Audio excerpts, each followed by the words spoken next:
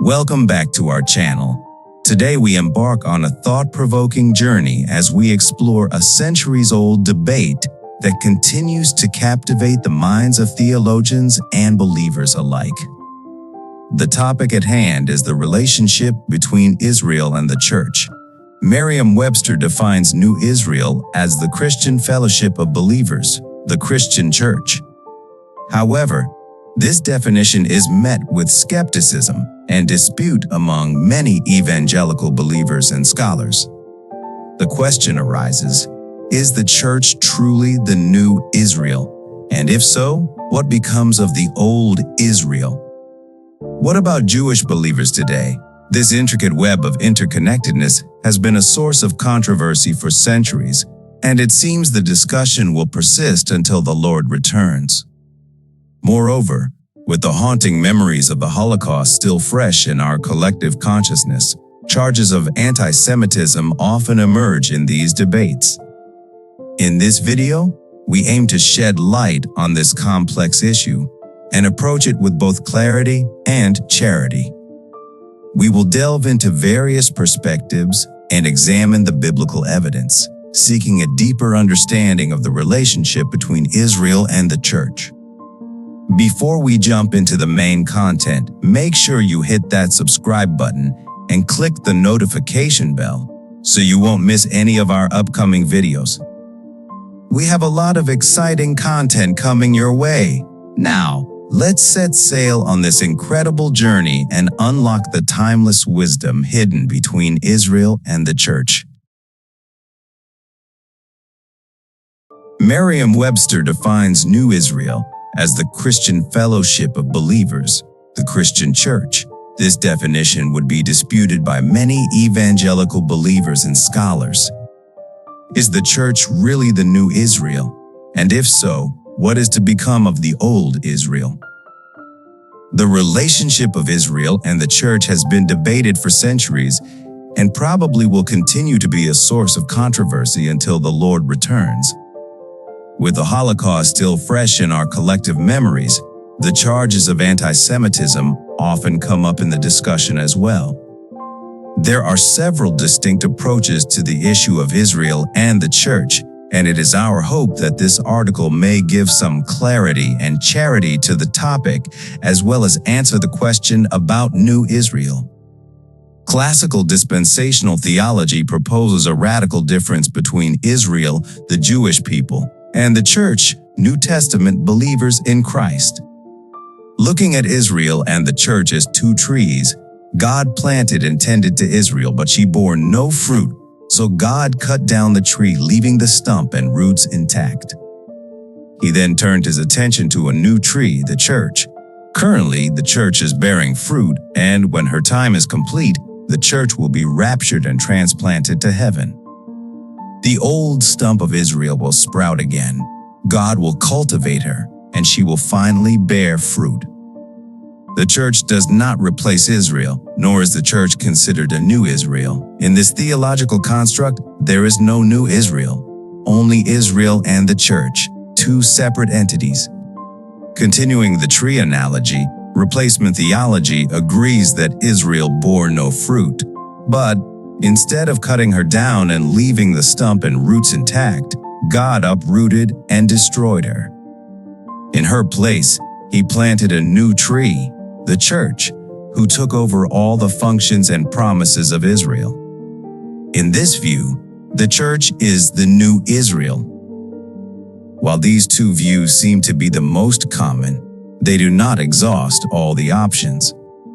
When the biblical evidence is carefully examined, it appears that, instead of cutting down the tree of Israel, God simply removed the unbelieving branches and then grafted in new Gentile branches, Romans 11:17-20. Right now, the Gentile branches are much larger and thicker than the Jewish branches. However, God is not finished with the Jews, and one day we expect to see them come to Christ en masse. God has not rejected ethnic Israel, Romans 11:1. The Church has not replaced Israel, but Gentile believers have become a part of Israel in this sense. It is believers in the Jewish Messiah who are true Israel. whether they be Jew or Gentile. There is no new Israel, simply a continuation of Israel and a distinction between believing and unbelieving Israel. Does the claim of replacement theology that the church is the new Israel amount to anti-Semitism? It seems that the charge of anti-Semitism would only be appropriate if those who hold to replacement theology were opposed to Jews because they are Jews. Generally speaking, they are not. They simply believe that the Jews as an ethnic people have forfeited their special position because the majority have rejected Christ. A true anti-Semite would oppose all Jews, whether or not they are believers. For instance, in Nazi Germany, Jews who were Lutheran pastors were forced out of the ministry and out of the church because of their ethnicity. Regardless of their Christian faith, the Bible has always condemned unbelieving Israel in the strongest possible terms. Look at some of the terminology used by the Old Testament prophets: Hosea 4:15, Jeremiah 3:6, and Amos 2:6-8. For example, the Apostle Paul speaks of unbelieving Jews who oppose the gospel this way: "For you, brothers, became imitators of the churches of God in Christ Jesus that are in Judea. For you suffered the same things from your own countrymen as they did from the Jews, who killed both the Lord Jesus and the prophets and drove us out, and displease God and oppose all mankind by hindering us from speaking to the Gentiles that they might be saved, so as always to fill up the measure of their sins. But wrath has come upon them at last." 1 Thessalonians 2:14-16. But Paul was not an anti-Semite, he was a Jew himself, and he also wrote, "I speak the truth in Christ, I am not lying. My conscience confirms it through the Holy Spirit. I have great sorrow and unceasing anguish in my heart. Or I could wish that I myself were cursed and cut off from Christ for the sake of my people, those of my own race, the people of Israel. Theirs is the adoption to sonship. Theirs the divine glory, the covenants, the receiving of the law, the temple worship, and the promises. Theirs are the patriarchs, and from them is traced the human ancestry of the Messiah, who is God over all, forever praised. Amen." Romans 9:1-5. There is no new Israel. The church has not become a new Israel, nor has it taken the place of old Israel. Simply put, followers of the Jewish king, believers in the Jewish Messiah, make up true, not new Israel. If those followers are Gentiles, then they have been grafted in and given citizenship in Israel. That is, they have been made part of the people of God. Today, the majority of Jesus' followers are Gentiles, while the majority of Jews are not his followers.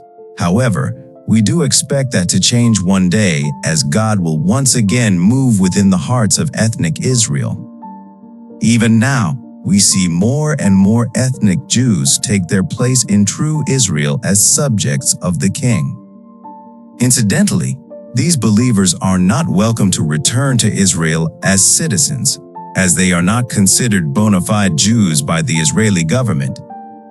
Perhaps these Jews, if anyone, should be considered new Israel. Thank you for watching. We hope you have gained insights into the Bible through this discussion.